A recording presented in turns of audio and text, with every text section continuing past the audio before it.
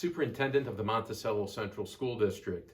As many of you know, the Board of Education is proposing a $31.8 million capital improvement project that, if approved, would result in facilities improvements throughout our districts. Most notably would be renovations to our football field, soccer field, and track area at Monticello High School, as well as other site improvements alongside the softball field and parking lots of Monticello High School. The project would also include improvements to classroom spaces at Cook and Rutherford Elementary Schools, where we are proposing the removal of storefront windows in approximately 44 classrooms. Those classrooms would have renovations that would bring them up to more modern designs. We're also proposing to replace the exterior windows of the Monticello High School Library. Those are single pane glass windows that came along with the initial construction of the building in the late 60s. Other improvements, if approved, would be made at the St. John Street Community School, where we are proposing renovations to the facade of that historic building.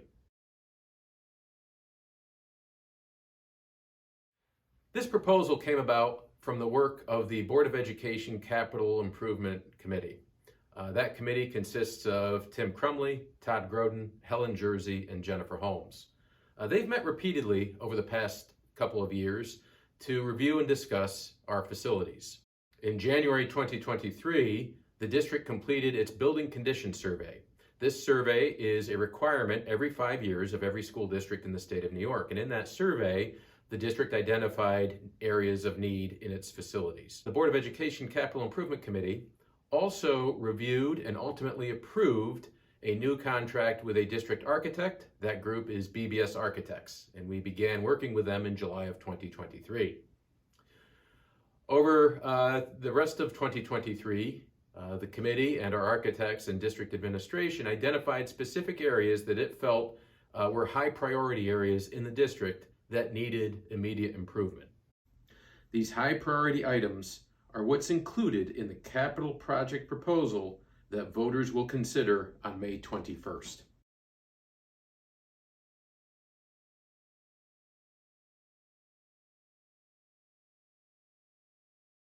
At our elementary schools, the Board of Education is proposing the replacement of storefront windows in approximately 44 classrooms at Cook and Rutherford Elementary Schools. Under the current capital project, approximately 5 classrooms at Chase Elementary School will receive a similar renovation in the summer of 2025. Hello, my name is Steve Lewis. I'm the Director of Facilities here at Monticello Schools. So these storefronts have been here since 1960. It's time for the upgrade. You have a full vision of the class in the hallway. The doors will be replaced with newer style doors with less glass. So the new doors will be fire rated, the glass will be shatterproof, and you won't have clear vision to the whole classroom with the new doors. So along with this upgrade, we're going to upgrade new cabinetry with more efficient storage. This was installed in the 1960s, and it just doesn't work for what the teachers need today. So this whole wall will be all new storage, and storage will go over there where that window is. That'll be all new storage as well. And the sink area will be all new countertops, new sinks, and new storage over there as well.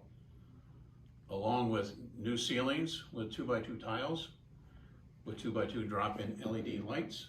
The new LED lights will be they're efficient LED lights, saving the district energy costs. And also the floors will have new flooring, new tile flooring. Some of the classroom has several broken tiles that are peeling up. So there'll be new tiles as well.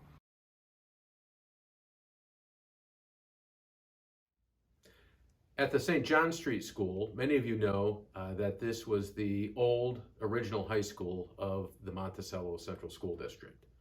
The initial wing of the building was constructed perhaps as early as the 1890s, but we do know that more construction was done in 1914. The newer wing of the building was completed in the 1930s as a New Deal project. What we are proposing with the St. John Street School is renovation to its facade. As many of you notice, the facade and brick are falling. We have scaffolding around different parts of the building. We would also be proposing some new roof and parapet work along the facade to make the structure more secure and energy efficient. The windows of the high school library, which can only be seen from the interior courtyard, are single pane glass windows that were part of the original construction of the building. They are not energy efficient, and on windy days, they rattle and cause a disruption in the library. We are seeking to replace these windows. Also, by doing so, this window replacement will allow us to recoup building aid on other improvements done at the high school site, most notably renovations to the football field, soccer field, and track. At Ed Kennedy Field at Monticello High School, the Board of Education is proposing a renovation that would include a complete field replacement and the installation of an artificial turf playing surface, as well as expanding the current 6-lane track to an 8-lane track. We are also proposing new lights, a new concession stand, a new grandstand area that would hold up to 1,000 spectators. Any of you currently familiar with the site know that this is just a hill that kind of pitches downward. Most notably would be via a paved emergency vehicle access road that would lead down to the playing area. Presently, this is just a grass hill. And when we do have injuries on the field, if the individual cannot come up to the parking lot on their own power, our EMTs or other responders have to go down to the field with a stretcher or a gurney or the gator and bring the injured individuals up that way on grass. And on rainy days, this can be very challenging. In terms of seating, this project also is proposing a 1,000-seat grandstand.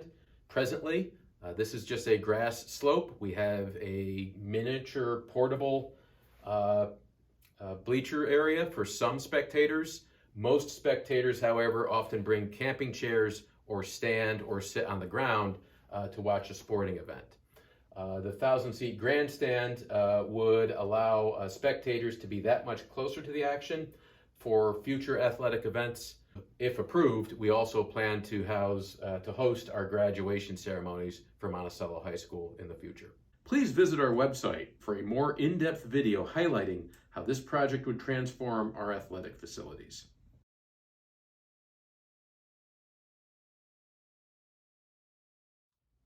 The capital project that voters will be considering costs $31.8 million. Presently, through voter approval over the past decade, we have approximately $14 million set aside in capital improvement reserves. This $14 million can only be used for capital improvements that are authorized by the voters. One of these reserves, totaling $4 million, expires in 2025. The other reserve, $10 million, will expire in 2029. The Board of Education is proposing that we use all of that $14 million towards this project to help offset the costs. The remaining amount would be put out to bond. If we include the return on building aid in the future years, we anticipate approximately 53% of this project to be aidable, and the aid rate for us is approximately 62%. So in other words, for every dollar spent that is aidable, the district would receive 62 cents back on that dollar. If we include that in our calculations and take the $14 million off the top that would be designated from the capital reserves, we would estimate the impact on the tax levy to be approximately an increase of 0.23%. When we apply that to existing properties, it would be approximately 2.4 cents per $1,000 of assessed value. For a property that would be valued at approximately $250,000, the impact on taxes for that property holder would be approximately $6 in new taxes. Voters will be considering this proposal during the May 21st annual budget vote and Board of Education member election. That vote will be from 8 a.m. to 8 p.m. at the 5 polling locations throughout the district. If you are not already registered to vote in the district, you may do so anytime between now and May 7th. On May 7th, we will be having open voter registrations from 4 p.m. to 8 p.m. at the 5 different polling locations in the school district. To be able to vote, one must be a U.S. citizen, 18 years of age or older, and a legal resident of the Monticello Central School District. We appreciate your consideration of this proposal. For more information, please go to our website, www.monticelloschools.net, and one can find complete details about the project, including costs and other information. Thank you very much for your consideration of this. Stay well with Monty Pride. I'm Ed Evans.